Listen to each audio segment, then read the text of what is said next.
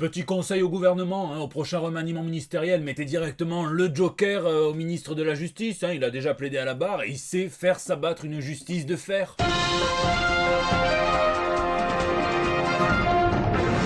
Quant à ses erreurs passées, je suis persuadé qu'elles ne seront pas un obstacle pour son entrée au gouvernement, vu que ça a l'air aussi facile d'y rentrer que d'adopter un enfant quand tu t'appelles Bruce Wayne, Quoi? Comment? Si je suis amer de pas avoir été nommé ministre des comics? Ouais, un petit peu, ouais. En même temps, qui dirait non à un salaire brut de 80 omnibus par mois, J'en ai enlevé 2 pour avoir de quoi acheter les pâtes et le râpé. Et ça peu importe que tu fasses ce que tu as promis ou non, voilà. Bon, enfin, je rentrerai toujours dans le gouvernement Bigard, mais c'est vrai que c'était l'occasion de prouver qu'on était bien dans le monde d'après, Même Panini l'a fait, en refaisant entièrement son site marchand. Le tout premier avait été programmé par Tante May pour son brevet. En attendant, je suis bien occupé puisque j'ai l'honneur d'avoir été invité par les éditions Fluide Glacial pour co-animer une soirée en live sur Facebook avec Fabrice Fadiga qui sera dédié à l'album de BD Les Super Dad Squad, c'est par Jorge Bernstein et Thibaut Soulcier. Ça parlera donc des galères que peuvent avoir les super-héros quand ils sont parents. C'est très très drôle, je l'ai lu en avance, on vous réserve plein de petites surprises. Ça sera le 15 juillet prochain sur Facebook et d'ici là je vous en reparle de toute façon puisqu'il y aura même des petits concours, on vous fera gagner des exemplaires de la BD. Ici votre fidèle commis des comics, vous êtes dans l'émission qui fait le tour de l'actu de l'industrie du comic book et de tous ses dérivés, c'est le 252e JT Comics.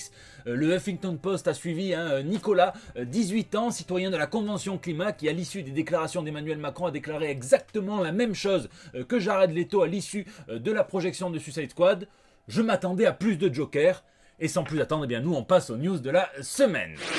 MMA. C'est la news insolite de la semaine, elle est sponsorisée par Thomas Castier, Moritoms, qui fait certaines animations de mes décryptages de Hoxpox, que je remercie puisque personne ne m'a prévenu en 2 mois que l'artiste Rodrigo Lorenzo Lopez organisait des combats de MMA, un mixed Marvel martial art, il fait s'affronter des personnages de l'univers Marvel dans un octogone d'UFC. Il y a Tony Stark à l'arbitrage, parmi les juges on peut retrouver Doctor Strange, le professeur Xavier ou encore le Silver Surfer et carrément le président de la fédération. C'est non plus Dana White, mais le collectionneur, c'est 2 salles, 2 ambiances. Et comme ça, on peut voir s'affronter des versions retravaillées de Thor contre Dents de Sabre, de Drax contre le Caïd, de Gamora contre Elektra ou encore de Daredevil, Matt Murdock contre Frank Castle, spoiler alert, c'est Daredevil qui gagne, il aurait déclaré, je n'ai absolument rien vu venir, je n'en crois pas mes yeux. Et justement, si vous aussi vous voulez vous fracasser les rétines, c'est sur le compte Instagram Rodrigo Lorenzo Art que ça se passe.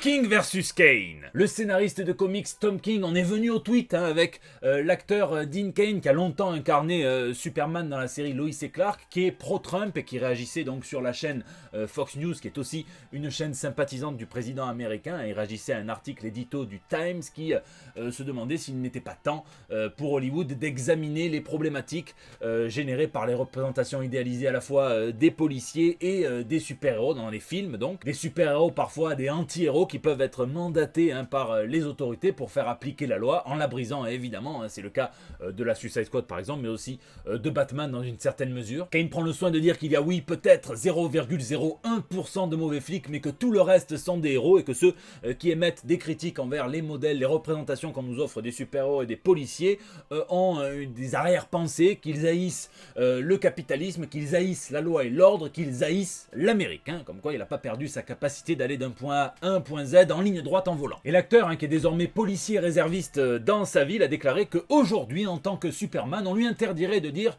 Truth, Justice and the American Way, donc la vérité, la justice et la méthode, la manière américaine, par extension la vie à l'américaine et tout ce que ça présuppose de soft power politique et culturel. La vraie question c'est est-ce que Superman doit rimer avec an American, puisque l'expression Truth and Justice, elle est popularisée par la série radiophonique qui a elle aussi grandement rendu populaire Superman dans les années 40, elle est reprise dans la série animée par Fleischer, mais la troisième composante American Way, elle est rajoutée seulement en 1942 quand les États-Unis s'engagent dans la Seconde Guerre mondiale et qu'il y a une nécessité d'un patriotisme fort. L'expression a été postérisée par Christopher Reeves dans le film Superman de 1978 quand il l'a dit à Lois, qui ceci dit lui rétorque immédiatement mais tu vas finir par te battre contre tous les élus du pays, ce à quoi notre super naïf man pouf et dit oh, tu ne le penses pas Lois. Alors que Batman se serait contenté de regarder regarder Loïs dans les yeux, un stoïque, en lui répondant « Oui ». Donc on voit bien que l'American Way est une mutation qui n'est pas dans l'ADN de Superman, contrairement aux universelles vérité et justice. Et on peut se demander si Kane n'exagère pas un peu, en mode on peut plus rien dire maintenant, la cancel culture et tout ça. Et oui,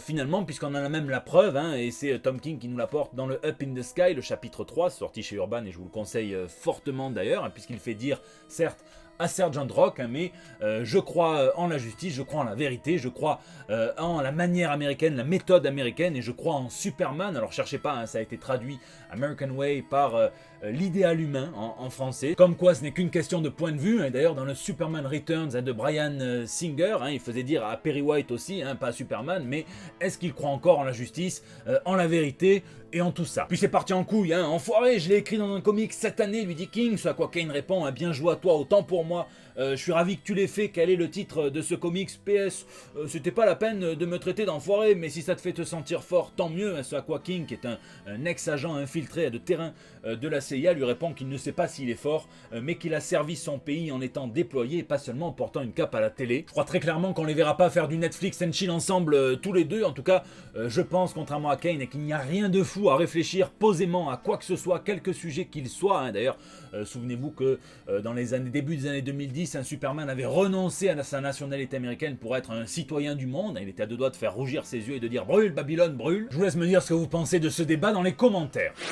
Bouffon du roi. J'adore les cosplayers qui donnent vie aux personnages qui sont couchés sur le papier de nos lectures favorites, des comics, et cette semaine, il y a de quoi faire pour les cosplayers conquérants en quête de nouveaux défis.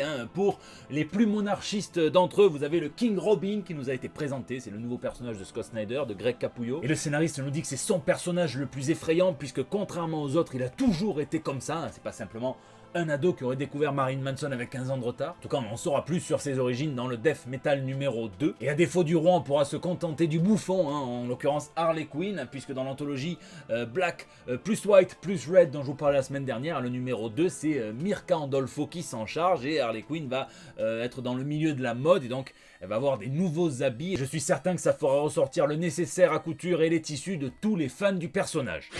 Sac à rumeurs, je dirais même plus un seau à popcorn de rumeurs, puisqu'on nous annonce que soi-disant DC compte annoncer 2 films totalement secrets lors de sa convention, la DC Fandom entièrement en ligne du 22 août prochain. Donc forcément la machine à rumeurs se met en route, puisque l'écologie est à la mode. Souvenez-vous que là il y a un vrai tri sélectif à faire dans ce que je vais vous annoncer. Certains parlent d'un soft reboot, d'un reboot en tout cas de la Justice League sur le mode du Rebirth. Alors évidemment que ça arrivera un jour, pourquoi pas, mais j'aurais plus tendance à vouloir croire, en tout cas aveuglément, aux rumeurs qui disent qu'un film solo sur Zatanna se prépare, donc la magicienne qui essaye d'honorer la mémoire de son père Zatara, qu'on a notamment vu dans la série animée Batman, puisque c'était l'un des mentors de Batman, qui arrive à faire de la magie en prononçant ses sorts, Srevnela à l'envers. Elle a fait partie de la fameuse Justice League Dark, et on sait qu'à J.J. Abrams qui prépare un projet sur HBO, un film autour de cette super équipe aussi détraquée que délicieuse, et il n'a pas fallu trop longtemps pour que les rumeurs remontent encore d'un film solo sur Constantine, qui est quand même assez lié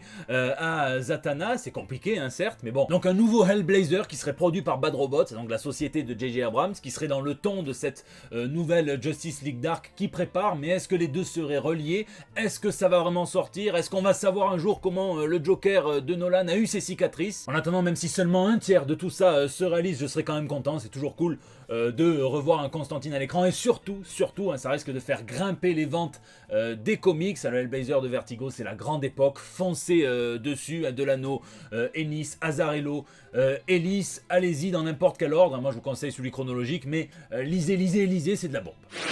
Une gueule de porte-bonheur. Avec le rachat de la Fox par Disney, il y a eu des petits chamboulements dans les ayants droit des produits dérivés, notamment la publication de comics des licences cinématographiques, et c'est Marvel qui arrache à Dark Horse le droit de publier des comics sur Alien et sur Predator. Et on l'a appris avec 2 dessins de David Finch. Le premier, c'est un alien posé au KLM dans le vaisseau des Gardiens de la Galaxie. Le deuxième, c'est un Predator tranquillement en haut de la Avenger Tower, de la tour des Vengeurs, avec le crâne d'Iron Man Batman décapité. Les plus optimistes diront c'est que l'armure, c'est son doudou, tandis que les plus pessimistes y verront une allégorie de ce que fait Disney à absolument tous les personnages qu'il rachète. Pour l'instant, on ne sait pas si les publications vont être contenues sur elles-mêmes ou si on va voir débarquer des aliens et des prédateurs dans l'univers Marvel. Pour Conan, on ne savait pas non plus au début, puis il n'a pas fallu longtemps pour qu'on voit le Cimérien débarquer aux côtés d'Electra, de Venom, de Wolverine et du Punisher, puisque l'or semble avoir remplacé l'acier. Et on a eu droit à un petit Ctrl-CB, Ctrl-V, puisque l'éditeur en chef de chez Marvel, CB Cebulski, après avoir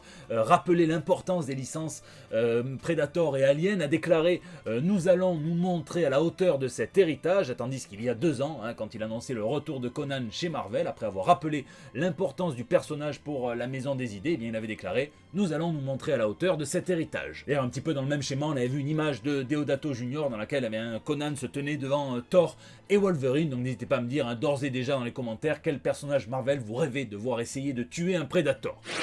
Lisez, et je peux enfin vous dévoiler le comics que je m'apprête à traduire pour la France, et que je lisais donc il y a quelques semaines, s'appelle Seven Secrets, c'est par Tom Taylor, qui on doit entre autres Injustice, Disease, ou encore le All New Wolverine, c'est dessiné par Daniel Lenicuolo, c'est celui à qui l'on doit les Power Rangers Pink, du Adventures Time, ou encore les West Coast Avengers. De l'action, de l'aventure, du fantastique dans ce monde où une congrégation est chargée de garder 7 grands secrets, et malheureusement un ennemi bien déterminé à les découvrir et en percer, donc les mystères va s'acharner contre eux. Ça sort en août en VO et en 2021 en VF, et l'éditeur VF c'est le fameux 8e secret, mais je pense qu'il vous sera révélé bientôt. Et attention, asseyez-vous parce que ça faisait au moins 3 ans que je les avais pas relus, et là je me suis décidé, allez, tu reprends ta petite gifle, et j'ai relu les soldats inconnus de Joshua Dysart, Alberto Ponticelli et Pat Mazzoni, c'est la réinvention du personnage qui date de 2008, donc le docteur Moses L. Wanga qui va dans son Ouganda natal lutter entre autres contre l'armée de résistance du Seigneur. C'est la puissance d'un récit à peine fantastique ancré dans une réalité horrifique, celle de la guerre qui déchire de nombreux pays d'Afrique. L'Ouganda, des milliers, une crise humanitaire, des milliers de personnes déplacées, des milliers de morts, des enfants soldats, et bon... Voilà, c'est un petit bijou comme seul Joshua Dysart sait les faire, je vous le conseille énormément, chez Urban les a publiés en 4 tomes aussi, jetez-vous dessus, je crois que ça fait que 15 € les tomes, et pour un chef d'œuvre pareil, c'est pas cher et c'est encore du vertigo, oui. Vous l'avez peut-être vu, mais depuis quelques semaines, il y a des affrontements, des one-shots dans le bandeau, ils sont dessinés par Alric, sur un petit scénario de ma part, et pour les prochains, Alric, ça rime avec sadique d'ailleurs, a décidé de vous faire voter à vous, donc surveiller les réseaux sociaux, puisque jeudi ou vendredi sur Twitter et sur Instagram, je posterai le prochain duel et ça sera à vous d'en décider l'issue, et ça sera sans me dire comment, ça sera à moi de décider comment ça va se passer. Vous déciderez que du gagnant. Je le sens mal cette affaire, mais ça va me plaire. Voilà, c'est la fin de ce JT. Je vous remercie de l'avoir suivi. Merci d'être toujours plus nombreux. On a dépassé les 33 000 abonnés. C'est complètement fou. Merci pour vos pouces bleus. Merci pour vos partages. Merci à tous ceux qui tweetent, qui retweetent, à tous ceux qui mettent sur Facebook, qu'Instagram. Moi, je me régale. Donc, n'hésitez pas à réagir dans les commentaires sur YouTube où je réponds encore à chacun d'entre vous, même si des fois je le fais avec 2 ou 3 semaines de retard. Et sur les réseaux sociaux, sur Facebook, sur Twitter, sur Instagram et même sur Discord où il y a une petite communauté soudés qui même se rencontrent en dehors et tout ça. C'est là aussi que vous pouvez me laisser vos petits messages pour El Bando del Pueblo, le bandeau d'expression libre depuis 5 ans maintenant, et j'en suis fier. Et bon, sinon, je vous fais des bisous, portez-vous bien, lisez, et puis rendez-vous la semaine prochaine pour des nouvelles toutes fraîches. Je propose à Fortnite de faire un skin Roselyne Bachelot, au moins ce sera vraiment le jeu crossover où on pourra rencontrer Domino, Cable, Aquaman, Batman, Christopher Nolan et même Futur. Bon, non, je suis pas dégoûté.